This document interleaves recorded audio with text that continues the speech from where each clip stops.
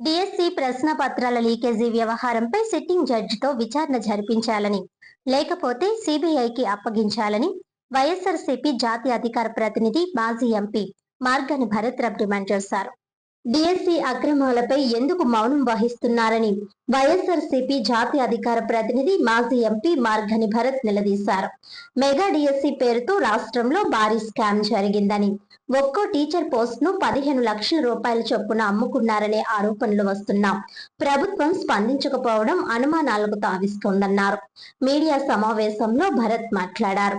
ప్రశ్న పత్రాల లీకేజీ నుంచి మెరిట్ లిస్ట్ దాచిపెట్టడం వరకు మొత్తం నియామక ప్రక్రియపై సిట్టింగ్ జడ్జితో విచారణ లేదా సిబిఐ దర్యాప్తు జరిపించాలని ఆయన డిమాండ్ చేశారు. రాజమహేంద్రవరంలో జరుగుతున్న అవినీతి అక్రమాలపై పవన్ కళ్యాణ్ సమీక్ష చేయాలని సూచించారు. డిఎస్సి 2025 పరీక్ష రాసే వ్యక్తికే ప్రశ్న పత్రాల తయారీ బాధ్యతలు అప్పగించారు. ప్రశ్న పత్రాలు లీక్ అయిన తర్వాత కూడా ఆ ఉద్యోగిని ఎందుకు సస్పెండ్ చేయలేదు? ఎందుకు కేసు నమోదు చేయలేదు? ప్రశ్నిస్తా అంటూ పార్టీ పెట్టిన పవన్ కళ్యాణ్ నారా లోకేష్ శాఖలో జరిగిన అక్రమాలపై ఎందుకు ప్రశ్నించడం లేదు? వైఎస్ జగన్ ప్రభుత్వం వచ్చిన వెంటనే ఎలాంటి సిఫార్సులు లేకుండా ప్రతిభ ఆధారంగా 1,20,000 సచివాలయ ఉద్యోగాలు ఇచ్చింది. అది చరిత్ర. కానీ మెగా డిఎస్సి పేరుతో భారీ ప్రచారం చేసి చివరకు స్కామ్ కు తెరలేపారు. ఈ వ్యవహారంపై సిట్టింగ్ జడ్జితో విచారణ జరిపించాలి, లేకపోతే సిబిఐకి అప్పగించాలి. 3,36,000 మంది పరీక్షలు రాస్తే ఒక్కో పోస్టును 15 లక్షల రూపాయల చొప్పున అమ్ముకున్నారనే ఆరోపణలు వినిపిస్తున్నాయి. ఇది నిరుద్యోగుల జీవితాలతో చెలగాటమాడడం కాదా? నెలకు 3,000 రూపాయలు నిరుద్యోగ భృతి ఇస్తామని చెప్పిన ప్రభుత్వం ఇప్పటి వరకు ఎంతమందికి ఇచ్చిందో చెప్పాలి. గోదావరి వంటి జీవనది కలుషితం కాకుండా ఉండాలని గతంలో వైఎస్ జగన్ ప్రభుత్వం 756 కోట్ల రూపాయలతో డిపిఆర్ తయారు చేసి కేంద్రానికి పంపించింది. నేను ఎంపీగా ఉన్న సమయంలో గజేంద్ర సింగ్ షెకావత్ ద్వారా ఎన్ఆర్సిపి స్కీమ్ లో 88 కోట్ల రూపాయలు తీసుకువచ్చాం. పేపర్ మిల్లు నుంచి వచ్చే కలుషిత నీటిని పూర్తిగా శుద్ధి చేసిన తర్వాతే గోదావరిలో వదలాలి. రాజమహేంద్రవరంలో రోజుకు 80 MLD మురుగునీరు వస్తోంది.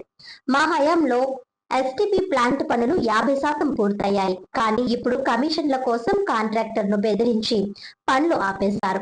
ట్రీట్మెంట్ పేరుతో లక్షలు ఖర్చు చేస్తున్నామని చెబుతూ నేరుగా కలుషిత నీటిని గోదావరిలోకి వదులుతున్నారు. దీంతో ప్రజల్లో కిడ్నీ, ఊపిరితిత్తుల సమస్యలు పెరుగుతున్నాయని ఆవేదన వ్యక్తం చేశారు. ఇక్కడ ఇసుక మాఫియా, మట్టి మాఫియా, చిట్టీల మాఫియా రెచ్చిపోతున్నాయి. 40వ వార్డులో బ్లేడ్ బ్యాచ్ వీరంగం సృష్టించిందని పేర్కొన్నారు.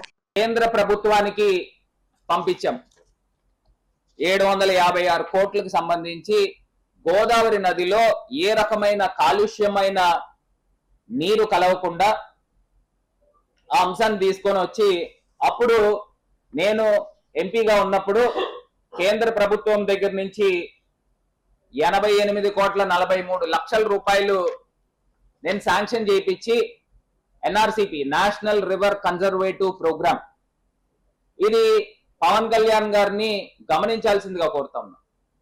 మీ శాఖకు సంబంధించి మీరు ఏదైతే ప్రస్తావన చేస్తున్నారో గజేందర్ సింగ్ షెకావత్ గారు, ఇప్పుడు ఆయన టూరిజం మినిస్టర్ ఉన్నాడు, అప్పుడు జలశక్తి మినిస్టర్ కింద ఉన్నప్పుడు ఆయన దగ్గర నుంచి మేము తీసుకుని వచ్చాం.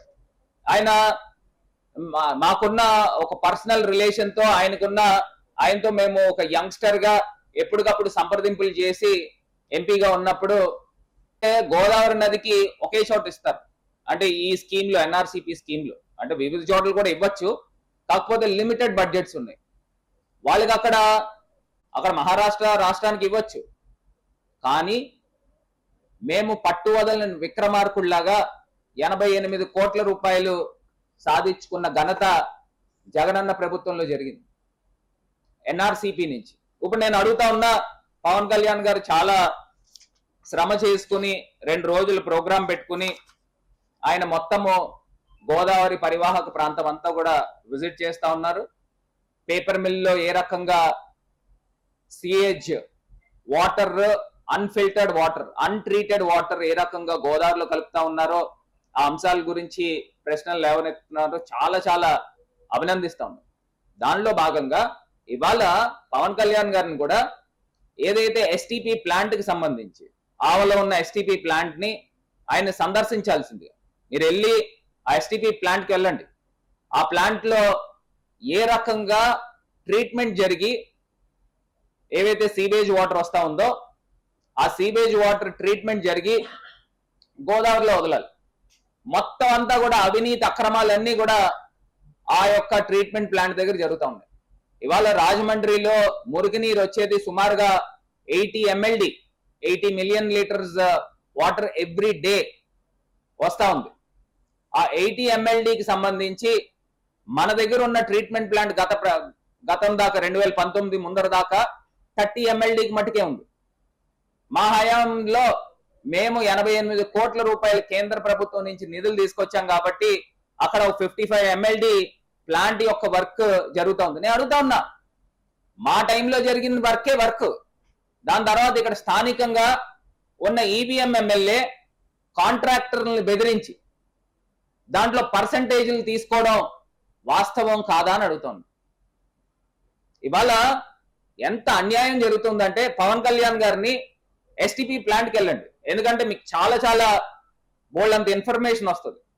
ఆ ప్లాంట్ లో అక్కడికి సంబంధించి ట్రీట్మెంట్ ఏ రకంగా చేస్తున్నారు, ఏం కెమికల్స్ కలుపుతున్నారు, ఆ కెమికల్స్ కలిపిన తర్వాత అక్కడ ధవళేశ్వరం దగ్గర వాటర్ సీవేజ్ వాటర్ ఎట్లాగా వదులుతా ఉన్నారు, ఇవన్నీ కూడా మీకు కనబడతాయి. అక్కడ ఏ రకమైన ట్రీట్మెంట్ జరగదు. ప్రతిరోజు ట్రీట్మెంట్ నిమిత్తం ఇన్ని లక్షల రూపాయలు ఖర్చు పెట్టారని చెప్పి ఈవీఎం ఎమ్మెల్యే జేబులోకి వెళ్లే కార్యక్రమం జరుగుతుంది. బ్రిడ్జ్ కిందన ఇసుక తోడేసే కార్యక్రమం జరుగుతాం.